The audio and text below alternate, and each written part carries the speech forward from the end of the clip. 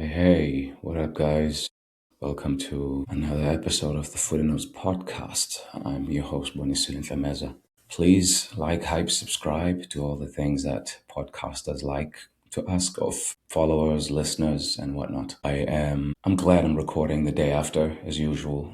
Like, there's a lot of feelings when you watch games, and I'm an Arsenal fan. Those of you who know about me a little bit, Gunners over here. But I do try to take a broad scope and look at things broadly, and the consequences of what different results mean and whatnot. Today, I'm gonna jump right into, I think, the things that are surrounding Arsenal and this whole title race. I've been engaged in many a group chat, some with my Manchester United fans, some with my fellow Arsenal fans, and it seems the celebrations are like this way for Manchester United, like peak, and they should be happy. They've beaten a team that's worthy of, celebrating a win over after beating Manchester City last week. So they're peaking, two consecutive results against the top two teams in the league. I'm even hearing talks from some of my Manchester United fan friends who are very happy about the results, of course, and rightfully so.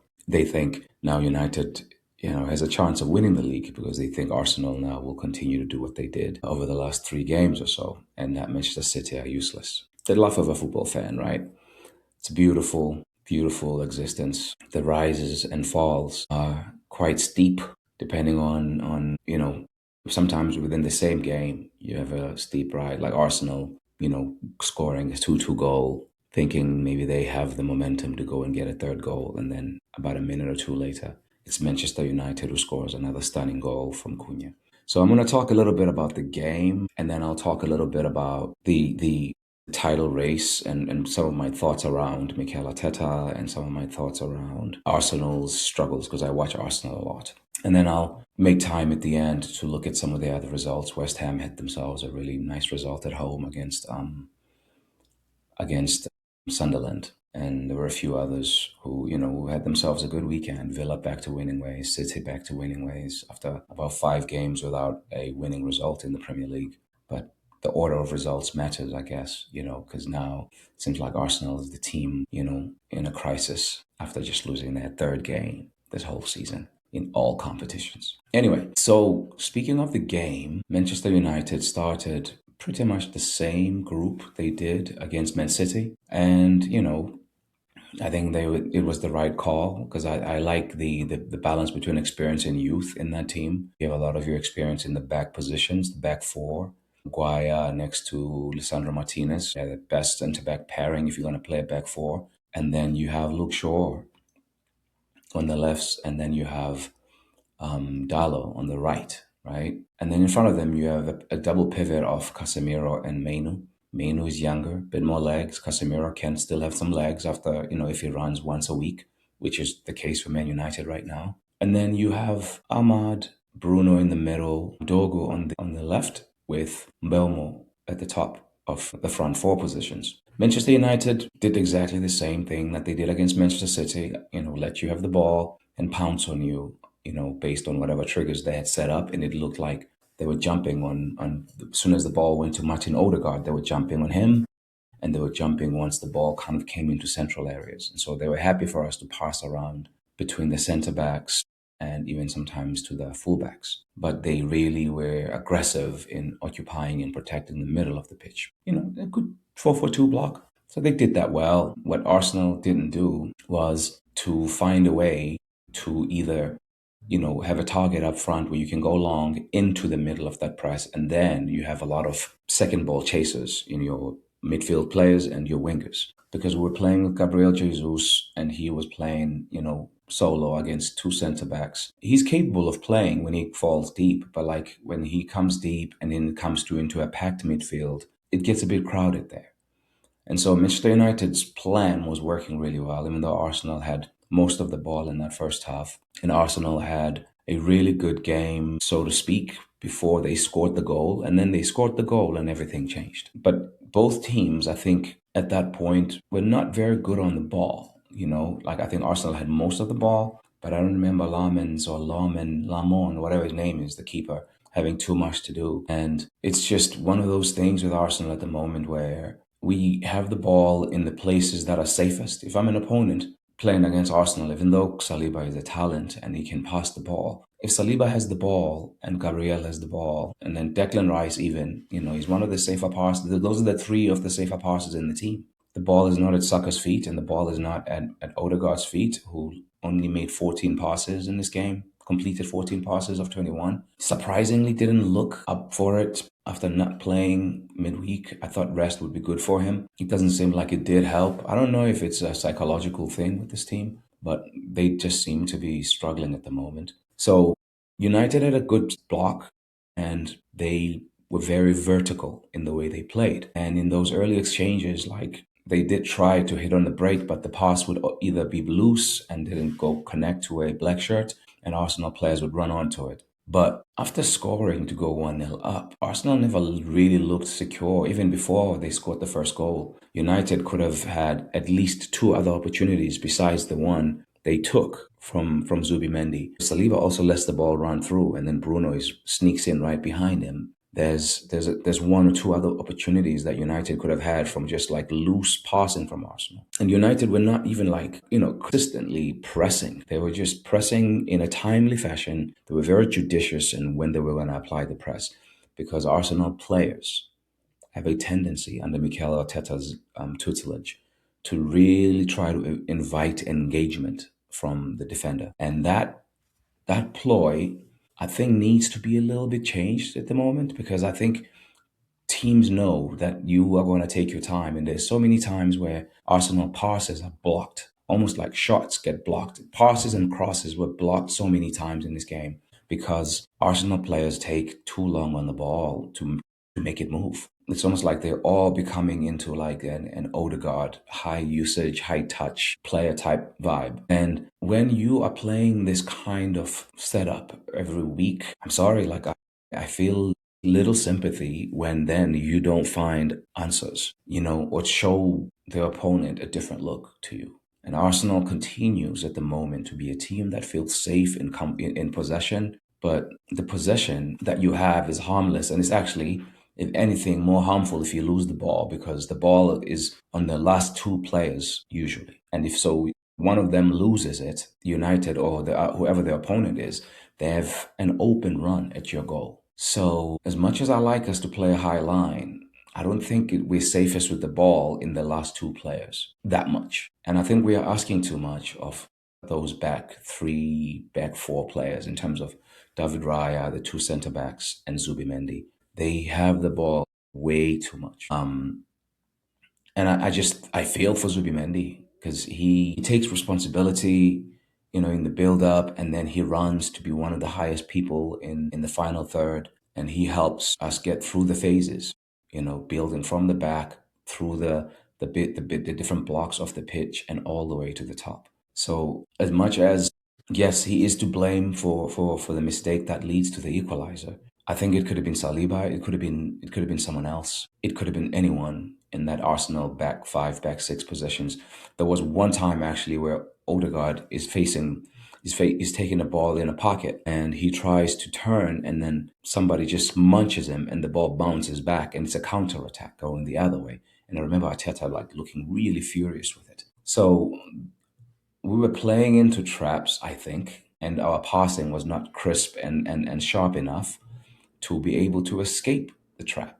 And sometimes you're just not on your game, and because you're playing every 3 days, and because you're just not on your day, you know what I mean? You're just off your game. It's just that the problem at the moment, I keep saying this, if you are as good as Arsenal have been over the last few years, you find yourself in a position where most teams, I was watching this game at a bar with Manchester United fans and Arsenal fans, and I said to the United fans, there's no bad result for you guys here. If you score a couple of goals and you lose in a shootout, it's a creditable result, because you've come away to the league leaders and you've lost, in a shootout. And if you draw 2-2, you still win. And if you win, it's the perfect result, right? And they got the win. But I just worry. I was worried about Arsenal at 0-0. I was worried about them at 1-0 up. I was worried about them at 2-1 down. But that 4 substitution sub all at once, quadruple sub, I think. That's the right English way to say it. I think some people are saying it was an admission of picking the wrong team for Arteta. I don't necessarily agree with that he picked the wrong team. I think the team he picked, I was fine seeing it. I was fine with the Jesus having done what he did, in Italy, getting a start, because Gyökeres, I do think, needs a break. He does need to be rotated in and out of the team. However, I do worry that between our fit strikers, the two who are really strikers by trade or forward players by trade in Gyökeres and Jesus, don't always give us the things that Merino gives us. Merino is a target with whom the ball sticks. Gyökeres, the ball doesn't stick, it bounces off him. Jesus, the ball does stick, but he can't really be a target against two centre backs, just as well. He has to come away from the centre backs and play more false nine type, which allows the other team to have a little bit of a break going the other way, especially when your wingers are not taking the responsibility to push them back and occupy central spaces, because we like to keep our wingers wide at Arsenal. I'm hearing people talk about Arteta needing to go. I'm not there. I'm not there. I think I said in the last few episodes I've done that the problem with Arteta that he has, first of all, is that he gives you a consistent level of underlying metrics. His football, if I'm going to use American terms here, his football travels. His football can go to an away stadium and get you a result.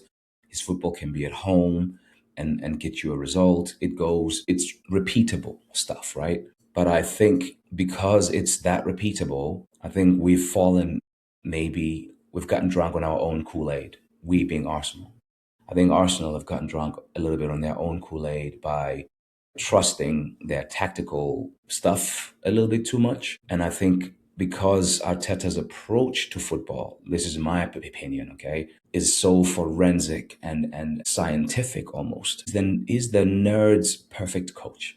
Because he gives you all the underlyings, he gives you all the things, the XGs and the field tilt and all of that stuff. And more often than not, that gets you results. But in tight games, what you need is people who are game breakers. And for so long, Saka was that for Arsenal. But it seems to have escaped him for at least about a third of this season. I don't know if it's going to continue to be this way. And if it does, this will be hands down his worst season in an Arsenal shirt for production. Because Saka has been a reliable source of product, right, in this attack. But it seems now that he's also been blunted or stopped by most of the opponents that he faces, and I think we're asking too much of him. So my thing is I don't think Arteta. I think he's one of the best coaches around, first of all, and I think he will go on to win things if he continues to coach at top clubs. My worry with him is that I think he finds a way to equalize everything and maybe takes away the arrogance and the swagger. I think his team is too humble. I know we're picking nits here, but I think Arsenal as a team, they're too collectivist in the way they do. And I'm sorry that this sounds like I'm crying about it. I think this is a perfect thing in most situations, which is why it gives you results in most situations. But it's also the thing that I think gets in the way when teams are like, okay, we're not going to play ball with you. We see what you do to these European giants when they try to play with you. So we're not going to do that. And we also know that you need a win more than we do. So you have to force the issue, Arsenal, because we don't have to do that. And as long as you're trying to do that, you leave yourself vulnerable going the other way. And that's when they get you. That's my view. I think Arsenal are victims of Arteta's template being so successful. But because we've been doing this template now for however many years Arteta's been at the club, 6+ years, 6 and a bit, right? So because of that, other teams get to then do tactics and they see what's working. And historically, Arteta has found answers. This is the one thing I can't blame him for. That's why I have a hard time saying, it's gotten stale, because he finds way to make edits. But the problem he has at the moment is the next one needs to come sooner rather than later, as long as these guys don't fire. I think he may need to play two strikers for some of these games and go 3-5-2 or 4-2. He needs to find more centrality. And I think he needs to find a way to play Saka and Madueke in his team. I really do. it may be that for some of these games he needs to run over the midfield and just like go to two strikers and then have everybody applying pressure. He may have to mix it up. I know he loves a degree of control and he doesn't like a basketball game, but I think it's becoming more and more unavoidable that these games now is what we're going to see from teams playing Arsenal, because they know that the onus is on Arsenal. Even at their home ground, teams are doing this. Nottingham Forest, who are threatened by relegation, were given so much plaudits and so much credit for plucking out a 0-0 draw against Arsenal. And Arsenal left goals on the pitch that day. Martinelli, we can think of that. But in the United game, it was a different problem. It was not the same as the previous games against Liverpool. It was Arsenal, I think, maybe feeling a bit too much pressure, like on the game, and then making some very sloppy, uncharacteristic football plays. A lot of individual errors in that performance. And unfortunately, it happened to one of our best players of the season. And I'm not going to be out here slandering Martin Zubimendi, who's been an ever so consistent football performer for Arsenal this year and Spain. I think you have a performance like that, in the post every once in a while for any player. And it happened for him to be on the day where everybody was watching and needing a win the most. And it's unfortunate. And I was hoping, because it was early enough in the game when that happened, I was hoping that his teammates were gonna, bail him out like Gabriel started his own bailout act away at Bournemouth. We won that day. But like when you have the ball in those back positions as much as we do, you are bound to make some misplaced passes. Forward players make misplaced passes all the time. Unfortunately, when you are, on the last line, you make passes that are loose, you pay the highest of prices. And Zubimendi is a victim of that this weekend. I don't think it's time to panic. It's still 4 points at the top of the league. It's still Champions League at the top with Kairat. If anything, I was hoping that Arteta would give the boys a bit of a 4-day, 3-day off, go on holiday somewhere, go to Greece, go somewhere with your family. Don't think about football until Thursday, Friday. And then they come back and he goes with either the people who need minutes like Norgard and others and some academy kids. Because even if you lose to Kairat, which I doubt that they would, I think some of these boys just need to switch off from football just for a few days and just be on a beach somewhere. I think that's what Arsenal need, really. I don't think they need more tactics. I think Mikel has the most comprehensive, complex, detailed playbook there is. And so these guys have been with him for a while. They know the playbook. This is not a playbook thing. This is just a refreshing, human thing, in my opinion.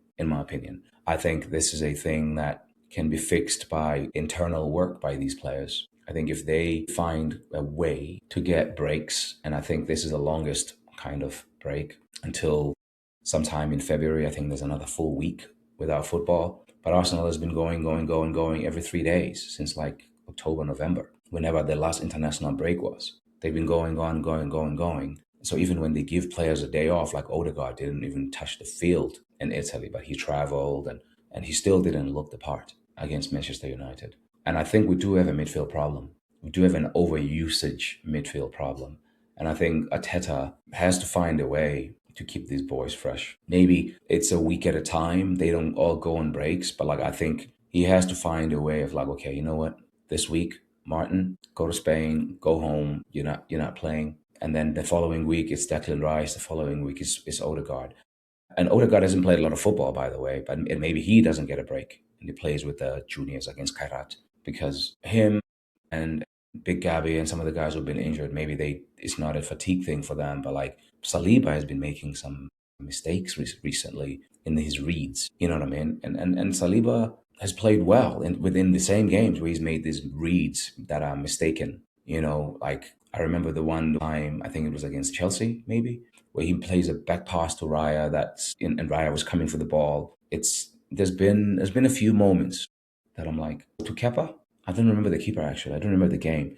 But I remember Saliba playing a back pass that could have been an own goal in the last 3 weeks or so. And, he needs some time to just and I think the Premier League pressure is so much that I think these guys need some breaks in some of these games. where, the midweek games, I know we tried to go all in on the Chelsea semi-final, but then it backfired because we only left here with a slender 1 goal lead. And now we have to go again. If we really want to go through, we might have to play a full strength team again, because they are going to be strong in that second leg. They're getting their players back. So it's a tough time to be an Arsenal fan from a point of view of like, you can't, you're not wrong for feeling the anger and the frustration and the anxiety or whatever the feeling is. But at the same time, the data is there for all to see that your team is not doing as bad as it feels. So, reconciling what it feels like and what it looks like in terms of just data is going to be a journey for all of us.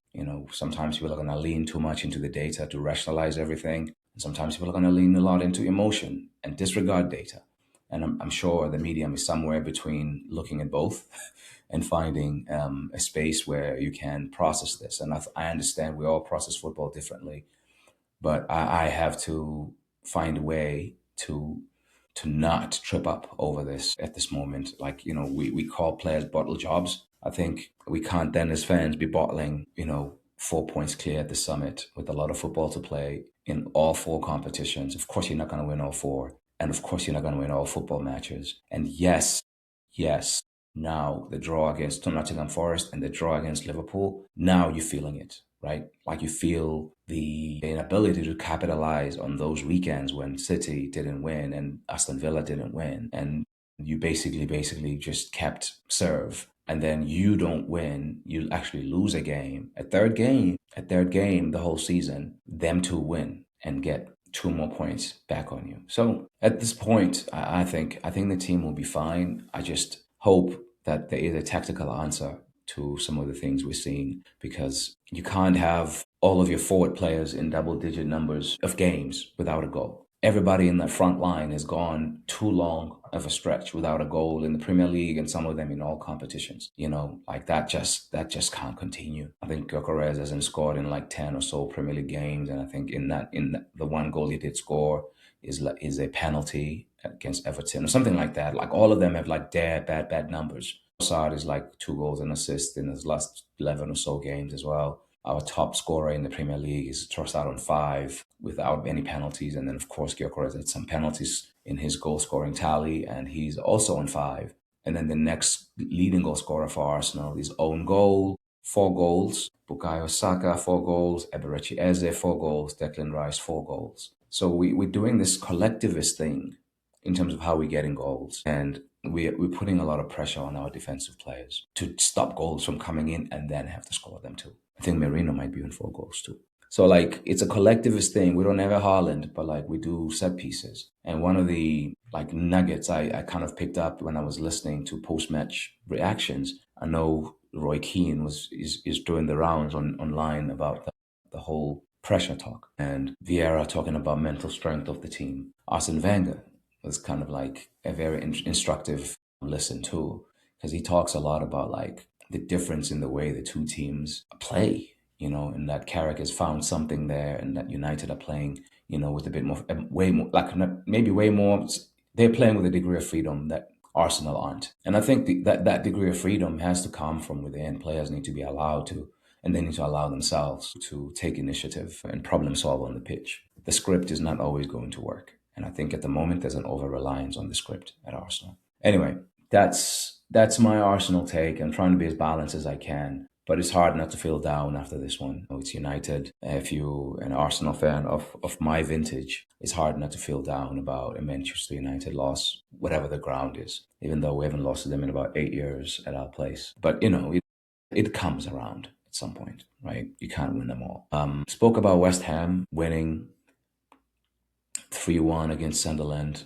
They're still in the relegation zone, but now at least they've done themselves a favor, because they are, 5 points closer? They're 5 points below Nottingham Forest and Leeds, but Leeds play today, and we'll see how that game goes. I wasn't expecting a West Ham win in this game. I expected a closer game and maybe Sunderland shading it if it wasn't to be a draw, because Sunderland doesn't really have high-scoring games, so I'm surprised about the scoreline.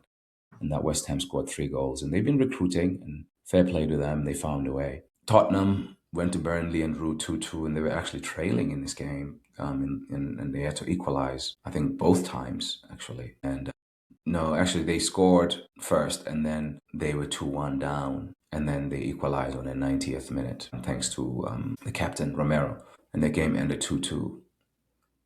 Brighton and Fulham, I kind of expected a result of what happened here. I thought there would be maybe a 2-2 or a 3-2 kind of game, but it ended up being 2-1. And Brighton lost to Fulham. Again, like Fulham is a team that finds a way to churn up, results.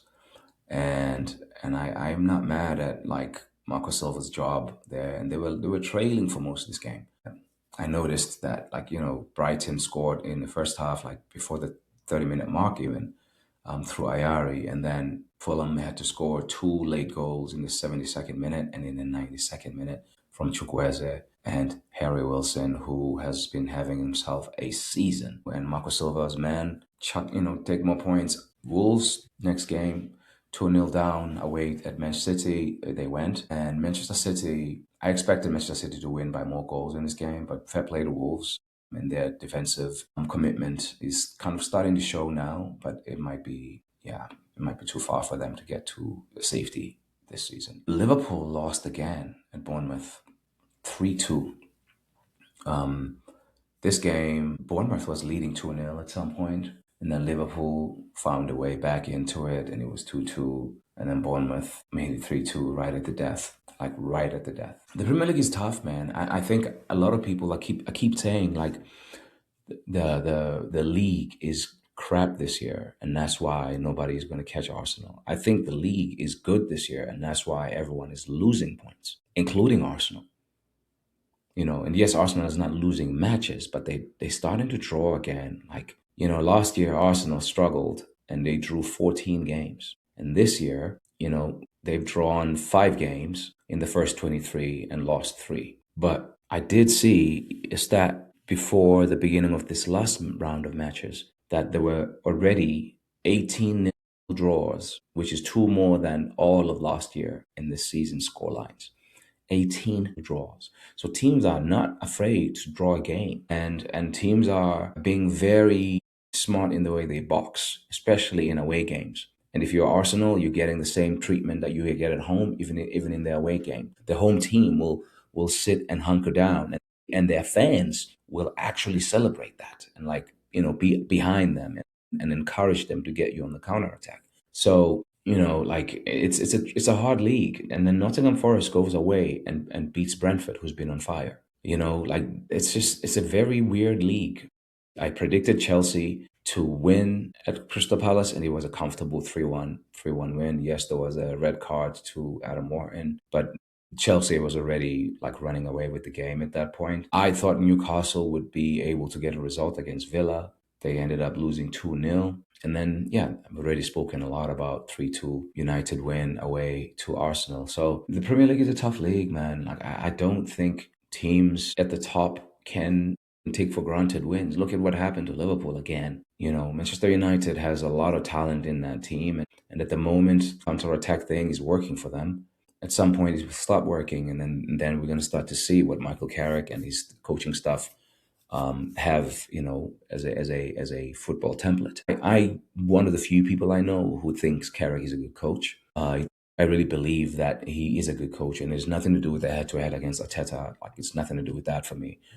I took enough interest when he was coaching at Middlesbrough, and I think his team was good. His team was good, and it looked well coached, and he knows how to talk football and communicate. And he's kind of a quiet kind of presence, but confident man, clever man, like the player he was. So there's something there. I don't know if United will do the Ollie thing, like interim coach becomes permanent. Whatever it is they do, there's a coach there in Carrick, and I think he'll be a Premier League coach again if United don't keep him. And I'm not saying that based on these 2 results against City and Arsenal, because I don't think we've even seen Michael Carrick's ideas for football in these 2 games. I think he has just gone back to doing the basic things and doing them well and picking a balanced team.